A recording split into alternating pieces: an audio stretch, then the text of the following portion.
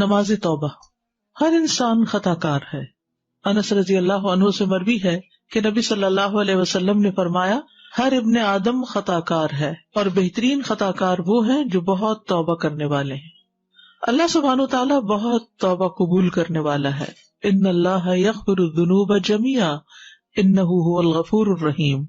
سورۃ شورى میں آتا ہے وَهُوَ الَّذِي يَقْبَلُ التَّوْبَةَ عَنْ عِبَادِهِ وَيَعْفُو عَنِ السَّيِّئَاتِ. وہی تو ہے جو اپنے بندوں کی توبہ قبول کرتا ہے اور ان کی برائیوں کو معاف کرتا ہے. گناہوں کی کثرت کے باوجود توبہ قبول کرنے والا ہے.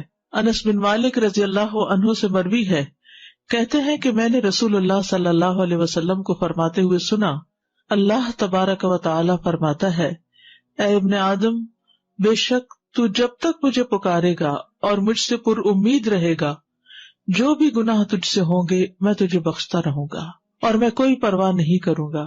اے ابن آدم، اگر تیرے گناہ آسمان کی بلندیوں تک پہنچ جائیں پھر تو مجھ سے بخشش طلب کرے تو میں پرواہ کیے بغیر تجھے بخش دوں گا اور میں کوئی پرواہ نہیں کروں گا. اے ابن آدم، اگر تو زمین کے برابر گناہ لے کر میرے پاس آئے اور اس حال میں مجھ سے ملے کہ میرے ساتھ کسی کو شریک نہ کیا ہو تو میں تجھے ان گناہوں کے بقدر بخشش عطا کروں گا. تو اللہ سبحانہ وتعالی سب گناہ معاف فرما سکتا ہے، تو اس لیے انسان کو کبھی بھی مایوس نہیں ہونا چاہیے. اللہ سبحانہ وتعالی دن رات توبہ قبول فرماتا ہے. نبی صلی اللہ علیہ وسلم نے فرمایا، بے شک اللہ عز و جل رات کے وقت اپنا ہاتھ پھیلاتا ہے تاکہ دن کا گناہگار توبہ کر لے، اور دن کو اپنا ہاتھ پھیلاتا ہے تاکہ رات کا گناہگار توبہ کر لے، یہاں تک کہ سورج اپنے مغرب سے طلوع ہو جائے. جان نکلنے سے پہلے تک توبہ قبول کرنے والا ہے. ابن عمر کہتے ہیں کہ نبی صلی اللہ علیہ وسلم نے فرمایا، بے شک اللہ بندے کی توبہ اس وقت تک قبول کرتے ہیں جب تک اس کی روح حلق تک نہ پہنچ جائے. تو اس لیے انسان کو کبھی بھی مایوس نہیں ہونا چاہیے. نماز توبہ کی فضیلت.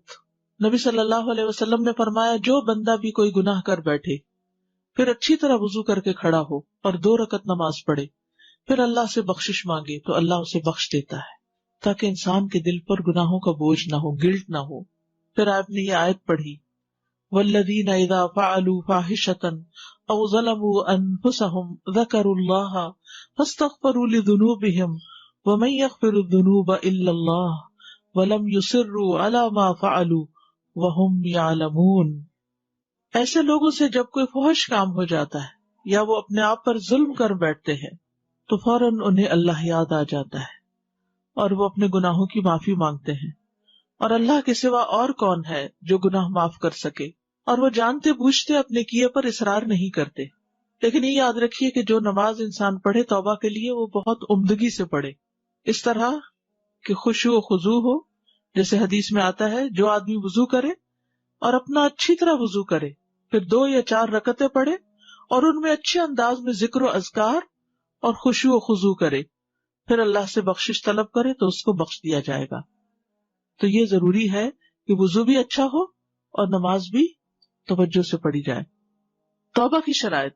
نمبر 1، خالص توبہ کرنا، توبوا الی اللہ توبۃ نصوحا. نمبر 2، نادم ہونا. حدیث میں آتا ہے الندم توبۃ، ندامت ہی توبہ ہے.